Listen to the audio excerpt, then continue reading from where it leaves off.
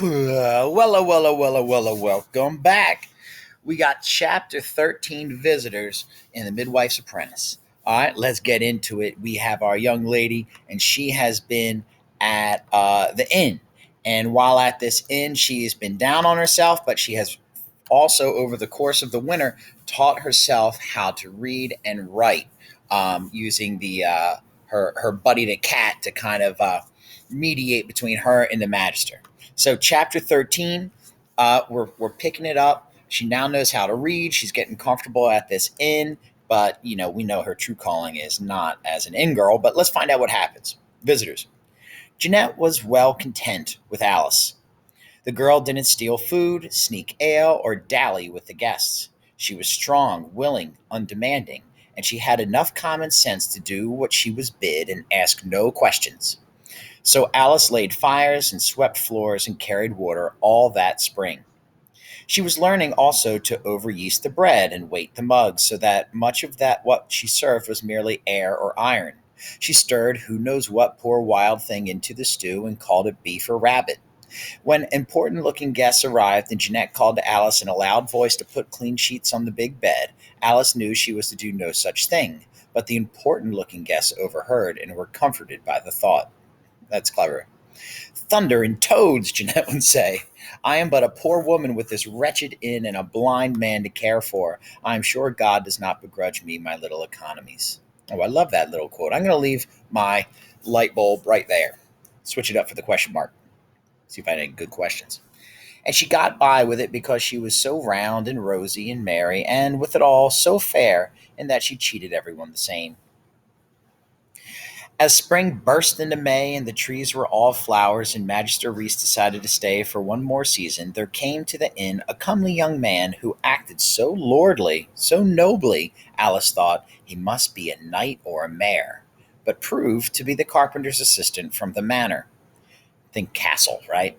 Think the Castle Diaries.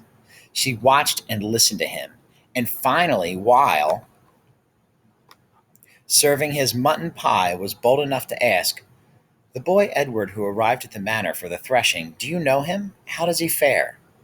"Never heard of him." "Little boy near 7, although small and puny for his age," Alice persisted. "Never seen him. Mayhap he run off or died or got eaten by a goat." The carpenter's assistant grinned at this with mutton stuck between his lordly white teeth. Alice's heart thumped. Was she too stupid then even to have helped Edward? Was he not safe at the manor, as she thought, but somewhere unknown and unsafe and unfit? Or did the lordly young man just not bother to notice small boys? Then, on a day so like summer that the apple trees were tricked into fruit, there came another visitor. Alice had just finished watering the beer and was kneading sawdust into the pie crust when she heard the rumble of a cart on the inn path. A load of wood had come for the kitchen, and walking behind the wagon was the red-headed boy from the village, Will Russet. Alice forgot for a moment that she was no longer the midwife's apprentice, but now a failure, and, wiping her floury hands on her skirt, ran outside. Will Russet, it's me, Alice." "Alice," he called, "we was wondering where you'd got to, and were you all right? What be you doing here?" The sunshine faded from Alice's face. "Skinning rabbits and sweeping floors and mucking out the privy. I'm an inn-girl." "And a prettier inn-girl in the world never saw," said Will, "for you would be if you ever got that flour and dirt off your face. Come talk to me while I unload the cart."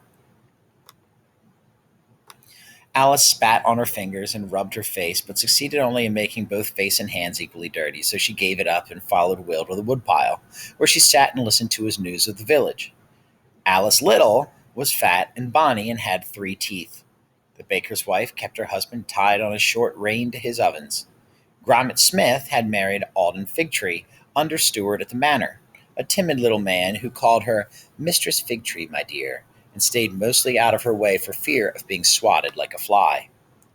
"How you be, Alice?" Will asked when he had run out of gossip.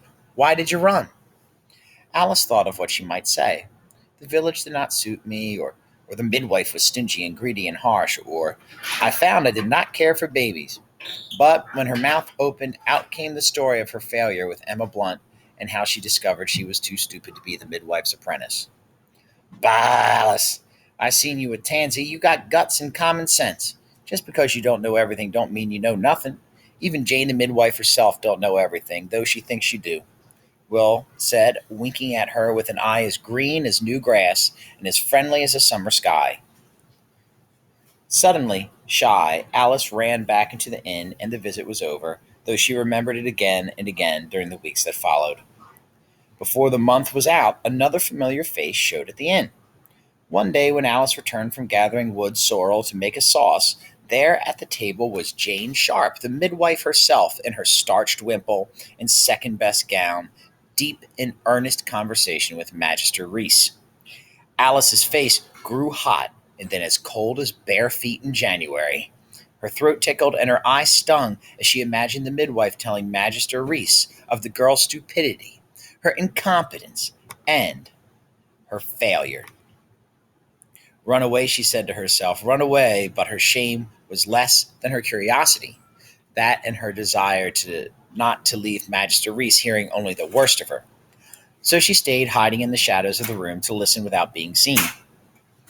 Jeanette pinched her and thrust the jug into her hands, and so she began to move toward the table as slowly and silently as she could until she was close enough to hear.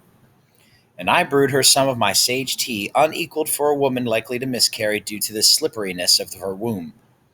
Jane Sharp was not then talking of Alice, but of herself. Alice should have known, and Magister Reese was writing it all down in his great encyclopedia, while the cat nibbled his cheese and bread. Jane continued, I myself use a tea of black alder bark and smut rye to stop excessive bleeding, but I've heard that rubies, either worn on the body or ground to a powder or taken in warm wine, do even better if the woman is lucky enough to own rubies and rich enough to let them be ground into. She never noticed Alice as the girl refilled her mug. Alice returned to the shadows. Will Russet, she heard the midwife say to Magister Reese, a boy from the village, tells me my apprentice is here at the inn. My former apprentice, might I say, for she ran away. You seen her here, skinny girl with black curls and big sad eyes, afraid to say boo? Before Magister Reese say nay or yea, the midwife went on. She was not as stupid as some I have had, and better company, but still perhaps her going was for the best. She was not what I needed. Because I failed, whispered Alice in the shadows. Because she gave up, continued the midwife. This seems like an important moment. I need an apprentice who can do what I tell her, take what I give her, who can try and risk and fail and try again and not give up. Babies don't stop. Babies don't stop their borning because the midwife gives up. She landed her sharp glance on Magister Reese for a moment, drank off her ale in one long swig, and was gone. Little did mention to that jerk, Jane Sharp.